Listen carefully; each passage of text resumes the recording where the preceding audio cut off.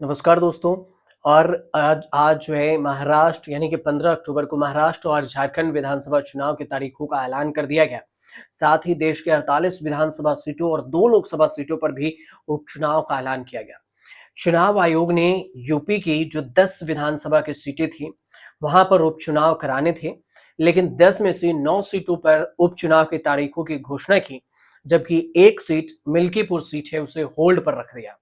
इसी तरह से पश्चिम बंगाल की 6 विधानसभा सीटों में से 5 पर उपचुनाव कराने का भी फैसला किया, जबकि बशीहर हाट सीट को होल्ड पर डाल दिया। क्यों डाला है आपको बताते हैं। चुनाव आयोग ने कहा कि मिल्कीपुर और बशीहर हाट सीट को लेकर इलेक्शन पिटीशन दायर की गई है, जिसकी वजह से इन 2 विधानसभा सीटों पर उपचुनाव की तारीखों का ऐलान नहीं किया जा सकता। सवाल ये है कि इलेक्शन पिटीशन क्या है, आपको ये बताएंगे वीडियो में। आपको बता दें कि यूपी के जिस एक सीट पर उपचुनाव का ऐलान नहीं किया गया, वह सीट अयोध्या की मिल्कीपुर विधानसभा सीट है। लेकिन सवाल ये कि आखिर क्यों नहीं इस विधानसभा सीट पर किया गया उपचुनाव का ऐलान नहीं किया गया। मिल्कीपुर विधानसभा सीट पर उपचुनाव टाल दिया गया और चुनाव आयोग ने इस फैसले को लेकर, जो चुनाव आयोग का फैसला है, उस पर समाजवादी पार्टी और बीजेपी में सियासी घमासान भी है। समाजवादी पार्टी निश्चित तौर पर चुनाव आयोग के फैसले पर सवाल खड़े कर रही है। कहा जा रहा है कि मिल्कीपुर सीट पर याचिका निलंबित है। कहा यह भी जा रहा है कि मिल्कीपुर विधानसभा चुनाव 2022 में बीजेपी के प्रत्याशी बाबा गोरखनाथ जब चुनाव हार गए थे, तो उन्होंने वहां से तब जीते हुए समाजवादी पार्टी के प्रत्याशी अवधेश प्रसाद, उनके निर्वाचन के खिलाफ याचिका दायर की थी, पिटीशन दायर की थी, जो अभी भी अदालत में पेंडिंग है। हालांकि अब अवधेश प्रसाद अयोध्या लोकसभा सीट से चुनाव भी जीत चुके हैं।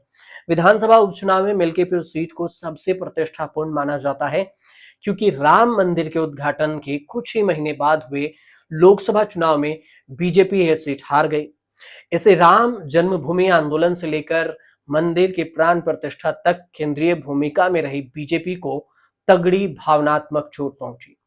यही कारण है कि बीजेपी इस सीट को छीनने के लिए एड़ी चोटी का जोर लगा रही। लेकिन अब चुनाव ही इस पर नहीं कराया गया अभी।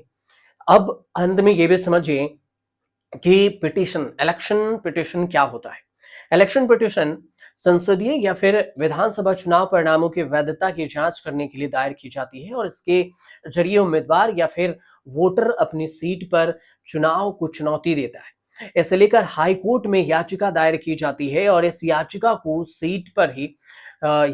सीट पर चुनाव परिणाम घोषित करने की 45 दिन के भीतर ही दायर करनी पड़ती है।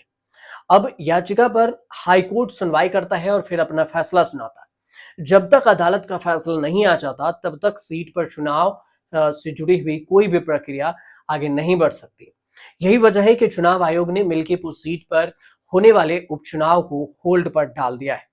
अयोध्या सीट लोकसभा चुनाव के दौरान बीजेपी हार गई थी, और इस सीट पर बीजेपी के हार की चर्चा की जमकर चर्चा हुई थी, क्योंकि राम मंदिर के प्राण प्रतिष्ठा बड़ी भव्य तरीके से बीजेपी ने की थी, लेकिन अयोध्या सीट पर कुछ जादू नहीं चल सका। अब अगर बात करें तो उपचुनाव की घोषणा नहीं होने की वजह से राज्य में फिर से सियासी हलचल तेज हो सकती है। वहीं मल्कीपुर सीट पर उपचुनाव का ऐलान नहीं होने के बाद कांग्रेस ने भी इस पर पलटवार किया है, चुनाव आयोग पर सवाल उठाए हैं। बीजेपी जो कह रही है कि क्या उपचुनाव देश के मध्यावधि चुनाव के साथ ही करवाएगी बीजेपी, कांग्रेस का ये सवाल उठ रहा है।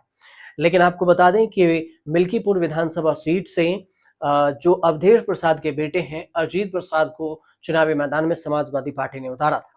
लेकिन फिलहाल जब इस पर होल्ड हो गया है, तो अब देखना ये होगा कि हाईकोर्ट कब इस पर फैसला सुनाती है और कब चुनाव आयोग इस पर चुनाव कर पाए। फिलहाल आपको ये जानकारी अच्छी लगी हो तो चैनल को सब्सक्राइब जरूर कर लीजिएगा और शेयर जरूर करें।